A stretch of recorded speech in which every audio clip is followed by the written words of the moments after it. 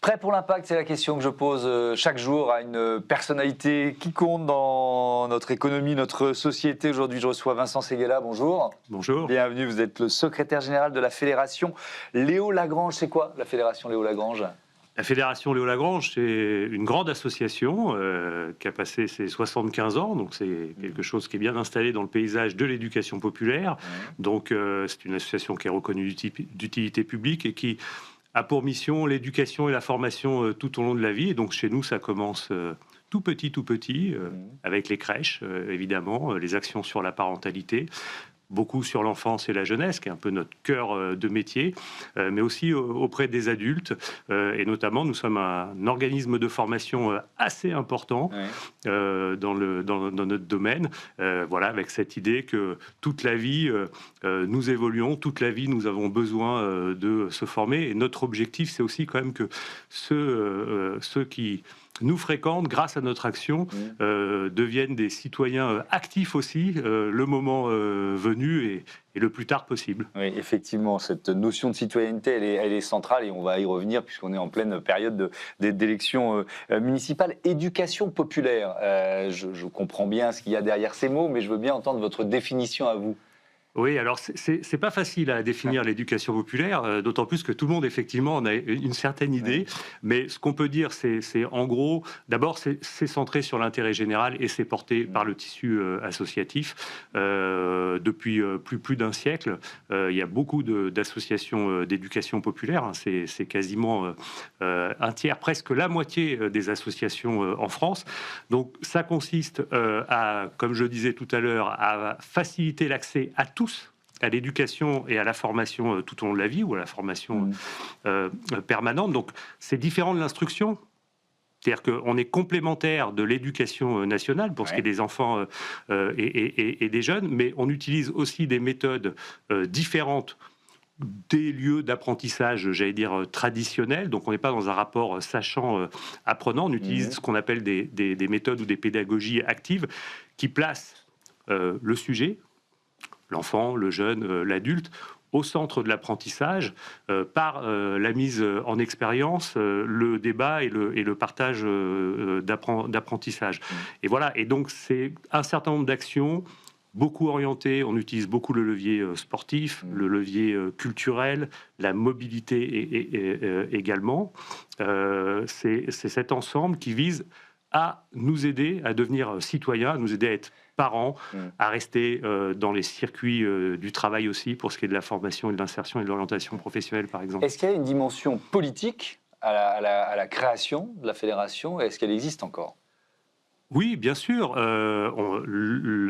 L'objectif, d'abord, c'est l'intérêt général. L'intérêt général, c'est quelque chose de politique. Favoriser l'intérêt général plutôt que les intérêts individuels, c'est une forme d'orientation tout à fait politique.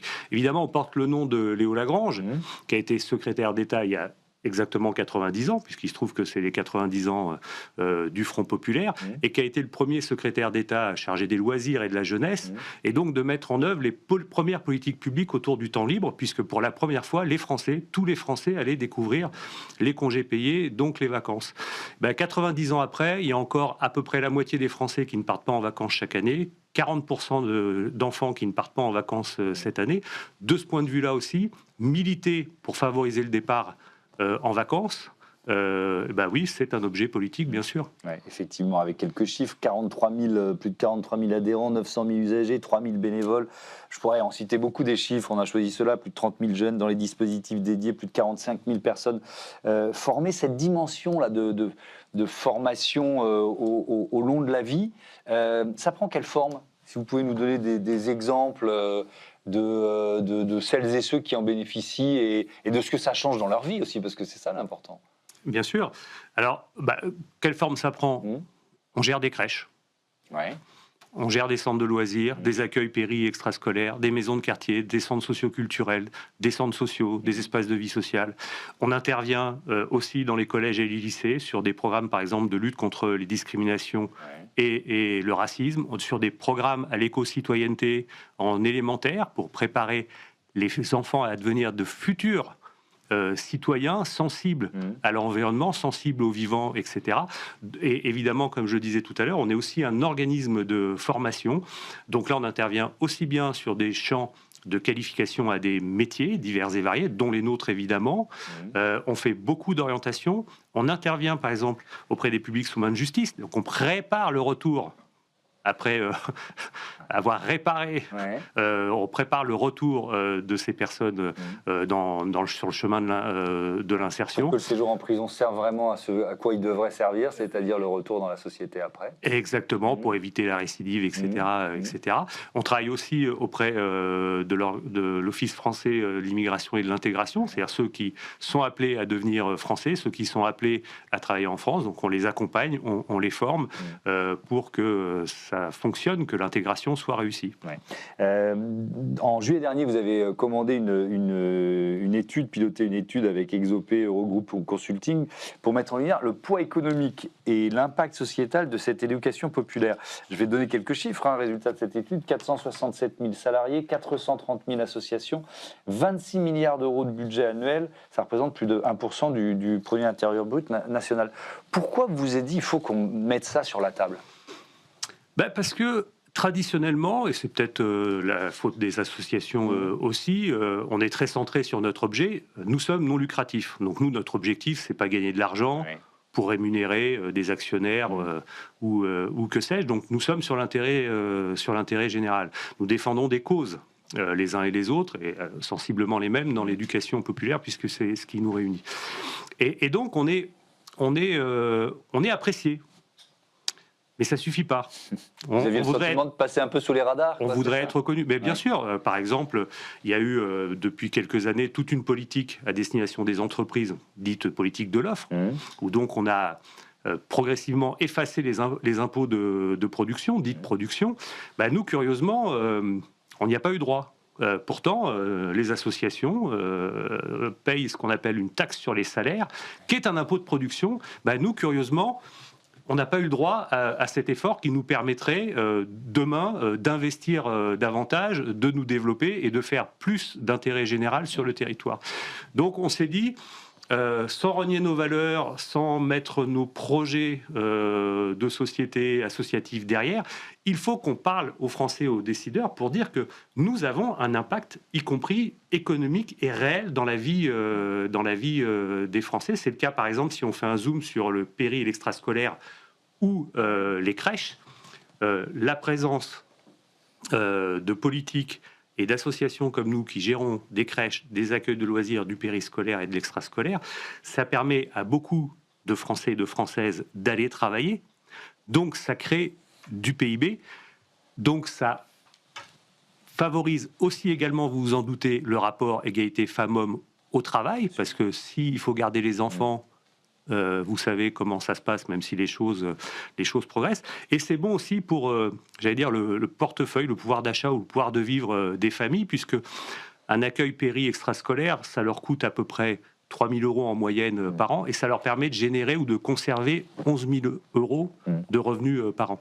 Et ça pose la question des communes. On est en pleine élection municipale, on va s'intéresser et prendre le temps de creuser certaines de vos propositions. Mais quand je vous entends, donc, vous dites, on n'a pas été concerté par la politique de l'offre, mais peut-être même pire, là, les associations, elles voient leur budget, leurs subventions rognées. Est-ce que vous le ressentez au sein de ce tissu-là qui représente l'éducation populaire?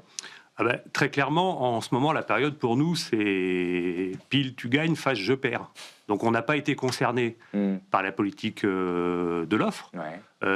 Et effectivement, en plus, tous les mécanismes financiers et économiques à destination des associations d'éducation populaire sont orientés à la baisse.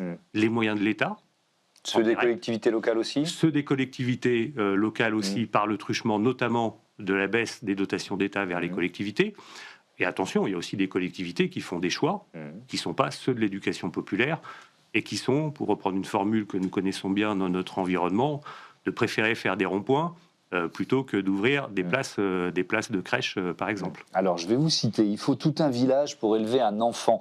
L'éducation est une responsabilité collective, parents, enseignants, animateurs et associations, élus, voisins. Nous sommes tous des acteurs éducatifs. Dans le mot communauté, il y a le mot commune. J'ai choisi cette citation pour ouvrir ce chapitre consacré aux élections municipales parce que vous avez ouvert une sorte de plateforme nationale dédiée au territoire sur le titre « Pour des territoires éducatifs, ouvrons tous ».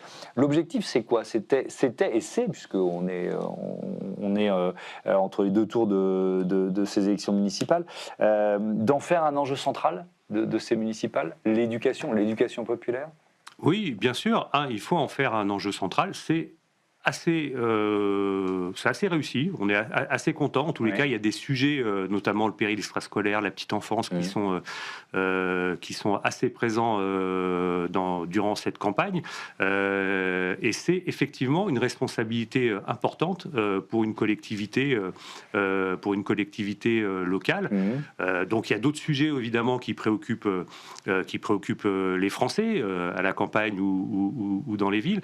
Derrière ce que nous prenons aussi, il y a effectivement la question de la citoyenneté. Nous n'oublions pas que tout ce que nous faisons en termes d'éducation et de formation tout au long de la vie, et c'est ce que démontre l'étude qu'on a évoquée tout à l'heure, c'est que partout où il y a eu de l'éducation populaire, ça fait des Français qui sont davantage engagés de façon très sensible, 30 à 50%, c'est-à-dire que demain ils seront dans les associations, demain ils seront dans la vie syndicale, et donc le paritarisme. Demain, ils seront eux-mêmes candidats.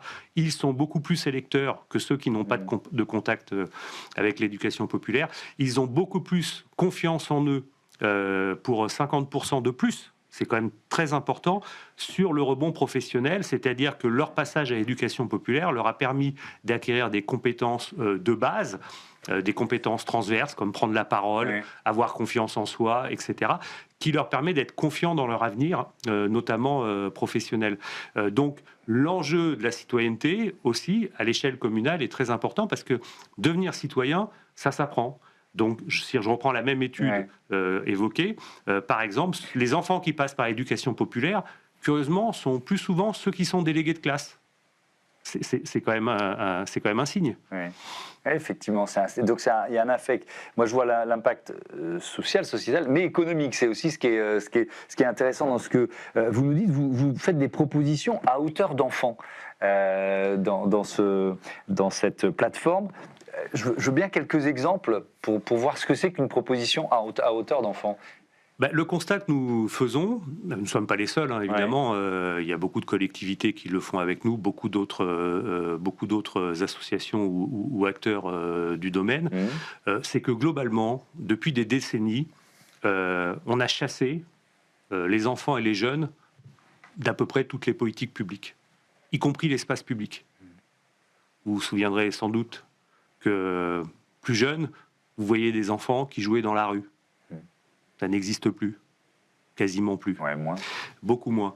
Donc remettre la ville à hauteur d'enfant, c'est repenser la ville aussi pour les enfants. C'est le sens de la convention citoyenne organisée par le Conseil économique, social et environnemental à la demande du gouvernement. C'est aussi repenser les rythmes de l'enfant, le rythme à l'école, les rythmes en dehors de l'école, plutôt que d'organiser tout cela autour des contraintes des parents, autour des contraintes des services municipaux, etc. etc. Bref, ailleurs, prendre en compte les enfants et les jeunes et pas seulement l'adulte. Donc ça va aussi bien sur l'aménagement du territoire, la question des mobilités, les horaires, les espaces qui leur sont réservés, la parole qu'on leur laisse, qu'on leur donne ou pas.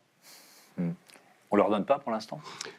Pas beaucoup. Par exemple, dans nos propositions, il y a évidemment beaucoup de collectivités qui ont des conseils municipaux d'enfants, de jeunes, mais pas tant que ça. Et donc nous invitons les collectivités à mettre en place des instances de participation et de concertation dès le plus jeune âge, parce que plus, encore une fois, enfants, on est habitué, stimulé, etc. Ils vont devenir citoyens. Voilà. Même s'il peut peut-être y avoir une frustration, ma question elle est ouverte. C'est-à-dire que moi je trouve ça super. J'en vois, par exemple, j'ai aussi une émission sur la chaîne Public Sénat, donc on voit il y a une sorte de Sénat des enfants qui est organisé chaque année, etc. Ils font des propositions. Je me dis mais ça, qu'est-ce qu'il en sort après ? Dans un conseil municipal des enfants, est-ce que ne serait-ce qu'une proposition est parfois reprise par le maire pour en faire un vrai projet ? Vous voyez ce que je veux dire ? Ça peut être aussi frustrant pour un enfant de se dire « Ah, on a eu plein d'idées » et puis on ne voit rien arriver. Oui, mais c'est aussi un apprentissage de la démocratie. on a eu plein d'idées, mais elles étaient peut-être majoritaires. On ne peut pas tout faire, donc vous voyez, tout ça n'est pas inintéressant. Ceci dit, en creux dans votre question, il y a un message de fond. D'ailleurs, qui n'est pas que la question des enfants et des jeunes, qui est un sujet un peu pour nous tous, qui est le renouveau démocratique. Bien sûr. Donc, en fait, tous les Français attendent d'être considérés et écoutés par ceux qui ambitionnent et qui se présentent pour diriger, que ce soit une commune, un pays ou être au Parlement. Et ça, pour nous, c'est très important. Ça s'appelle le dialogue civil et le dialogue citoyen. Et nous pensons que c'est un problème aujourd'hui dans le pays, que la société civile ou les citoyens ne sont pas assez associés. Et donc, vous le savez très bien, on le sait dans toutes les entreprises, si vous embarquez pas vos équipes, si vous associez pas les équipes au projet, c'est plus difficile de leur faire adhérer par la suite. Il y a notamment ce qu'on appelle le projet ou les projets éducatifs de territoire. C'est quoi un projet éducatif de territoire et puis quels sont les objectifs ? Alors le projet éducatif de territoire, c'est un instrument qui est né avec la réforme des rythmes de l'enfant et scolaire de 2013, avec le ministre Peillon, et donc le retour à la semaine des 4 jours et demi. Et donc c'est un outil à la main des collectivités locales, c'est elles qui le pilotent, et qui permet de mettre autour de la table l'ensemble des acteurs agissant autour des enfants et des jeunes pour se coordonner, assurer ce qu'on appelle la continuité éducative et assurer la complémentarité éducative. On rejoint là, il faut tout un village pour élever un enfant, c'est-à-dire que tous les acteurs sont complémentaires. Le boulanger, le conducteur de bus, l'enseignant, l'éducateur, les parents naturellement, le théâtre, la piscine, etc. Donc comment, grâce à cet outil, on organise la continuité et la complémentarité éducative dans l'intérêt évidemment des enfants. Donc c'est un instrument qui est établi, qui est très bien évalué, très apprécié par les partenaires que nous sommes, mais aussi la Caisse nationale d'allocation familiale, puisque derrière, évidemment, ça permet de tracter les financements, de les coordonner vers des objectifs communs, partagés. Et donc, c'est un outil, un instrument très important. Et nous demandons, nous, qu'il soit généralisé et qu'il prenne de l'amplitude. C'est-à-dire, trop de projets aujourd'hui concernent que la tranche des enfants, puisque c'était, comme je le disais tout à l'heure, l'assise était la réforme des rythmes à l'école. Et donc, nous prenons qu'il soit ouvert dès le plus jeune âge, donc qui intègre la parentalité et les crèches, donc dès 0, dès la naissance, voilà. Et jusqu'aux jeunes, mais les jeunes, pour nous, c'est au moins jusqu'à 26 ans. Aujourd'hui, trop souvent, ça s'arrête à 17-18 ans, ce qui est une difficulté de notre point de vue. Une question de celui qui était à votre place la semaine dernière, Félix Delahaye, qui est directeur général de Tomorrow Food. Alors, son entreprise, elle crée des espaces, des restaurants et des espaces culturels. Donc, forcément, il a intégré cette donnée à la question. Bonjour Vincent, vous qui travaillez sur des dynamiques d'éducation pour les enfants, comment incluez-vous la logique d'alimentation et de loisirs culturels dans vos programmations en termes d'éducation ? Alors on pourrait généraliser le bien manger et l'accès à la culture. Ça fait partie de l'éducation populaire, ça ? Complètement. Je vais commencer par le bien manger. Alors d'abord, vous dire qu'on est aussi une association de défense des consommateurs, secteur qui est très malmené, pour pas dire chassé de la sphère des politiques publiques. Je pense évidemment à la fin programmée de l'Institut national de la consommation et d'autres collectifs, dont l'éthique sur l'étiquette, duquel nous faisons partie. C'est-à-dire que nous agissons en amont auprès des pouvoirs publics, déjà pour que le consommateur soit éduqué et qu'il ait l'information utile. En gros, je dois savoir ce qu'il y a dans mon assiette, donc d'où viennent les produits, etc. C'est pas anodin comme travail. Après, évidemment, plus classiquement et plus concrètement, on travaille au quotidien avec nos publics, donc ça passe par quoi ? Par des ateliers cuisine. À travers les ateliers cuisine, évidemment, on apprend l'équilibre alimentaire, on apprend qu'il vaut mieux faire la cuisine soi-même que plutôt que d'acheter des produits transformés qui sont souvent trop gras, trop sucrés, avec des emballages, évidemment. On travaille aussi sur les jardins. Alors ça peut paraître évident et des fois un peu bisounours, mais avec des enfants, leur apprendre à faire pousser un pied de tomate, c'est le début évidemment, de la réflexion sur la chaîne alimentaire. On fait un travail aussi sur les petits déjeuners, parce qu'on sait qu'il y a des enfants qui arrivent le ventre pas complètement rempli, sur le goûter, complètement vide à l'école ou au centre de loisirs, etc. Évidemment, les goûters, etc. Donc ça, on travaille beaucoup effectivement avec les collectivités notamment. Et puis après, notre autre angle, c'est le jeu. On a une pédagogie joyeuse et par le jeu, vous vous en doutez. Donc on a des plateaux de jeux, on a des jeux de cartes, on a des publications à destination de nos professionnels ou de nos publics, leurs parents, pour découvrir ces problématiques-là. On a un jeu de cette famille, par exemple, la famille du gras, du sucré, de l'acide, etc. C'est très sympa avec des dessins rigolos, etc. Donc, pour apprendre à bien manger. Alors, et sur l'aspect culturel alors là, l'aspect culturel, là, c'est énorme. C'est omniprésent. C'est omniprésent. Le sport, la culture, c'est vraiment des piliers essentiels dans l'éducation populaire et dans nos actions. Donc, ça va de la complémentarité avec l'enseignement artistique et culturel. Ça va évidemment vers le soutien aux jeunes artistes. On accompagne beaucoup, mais le levier culturel, dans une logique d'émancipation, il est essentiel. La culture, elle va déranger, elle va susciter de l'émotion, de la discussion, etc. Et donc, c'est un levier qu'on utilise. Je vais vous laisser continuer de donner des exemples, mais le pass culture, finalement, il sert à quelque chose? Il est trop embryonnaire? Le pass culture, comme toute chose par ailleurs, peut être critiquable sur certains endroits. C'est vrai que, comme souvent, tout n'arrive pas à toucher toujours les publics les plus cibles, donc ceux qui étaient le plus éloignés de la culture, mais quand même ça marchait. Nous, pour les municipales, on propose le pass curiosité. Donc là, il ne faut pas attendre quoi que ce soit de l'État, c'est la collectivité qui peut mettre en place un pass curiosité, c'est-à-dire qui permette aux enfants et à leurs familles d'aller découvrir les lieux culturels gratuitement. Voilà, pour aller découvrir, parce qu'on se cherche quand on est enfant, quand on est jeune, etc. Et donc, on se trouve comment? En expérimentant, en poussant plusieurs portes, etc. C'est peut-être la musique qui va m'accrocher, peut-être le visuel, le cinéma, peut-être l'art de rue, etc. Et donc, pour ça, il faut multiplier les occasions de contact. Donc, nous, on propose le pass curiosité. Donc ça... Et c'est à la discrétion des collectivités. C'est facile à organiser, etc. Et ça répond de cette logique et de l'importance pour nous de l'action culturelle, on va dire, dans la construction de chacun et dans son émancipation. Est-ce que la commune, c'est le bon échelon administratif ou est-ce que finalement, vous avez de plus en plus de discussions avec les intercommunalités? Bien sûr. Parce que c'est vrai qu'il y a 35 500 communes en France, il y en a peut-être un peu trop, mais c'est un débat qu'on ouvrira sans doute après ces municipales, là c'est trop tard.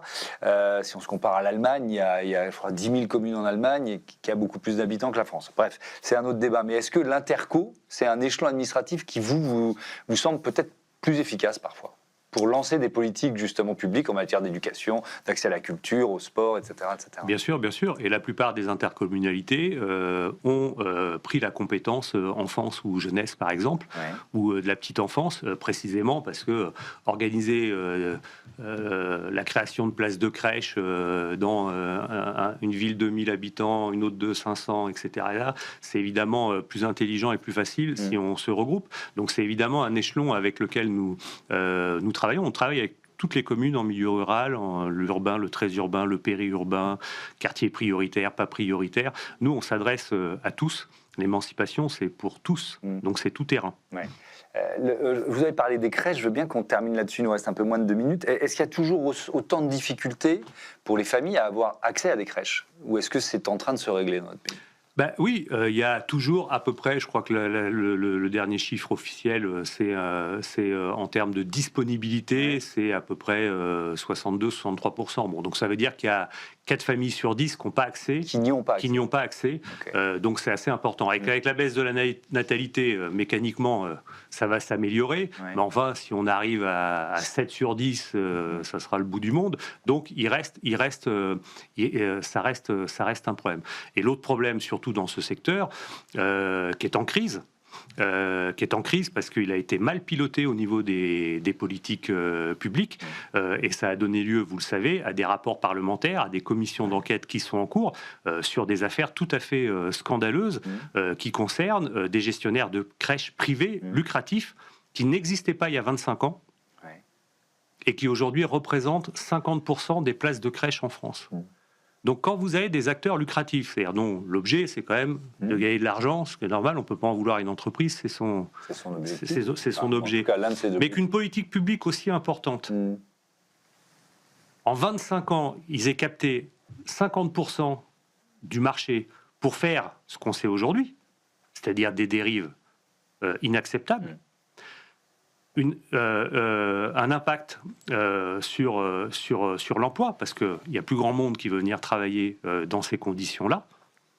Oui, c'est un secteur qui est en difficulté, et plus que jamais, il faut que les politiques publiques, qu'elles soient nationales ou localement, se réintéressent à ce domaine et fassent là aussi le pari de l'intérêt général. D'abord, l'éducation populaire aussi. Merci beaucoup Vincent Séguéla, et à bientôt sur Be Smart for Change. On passe tout de suite à notre rubrique Startup.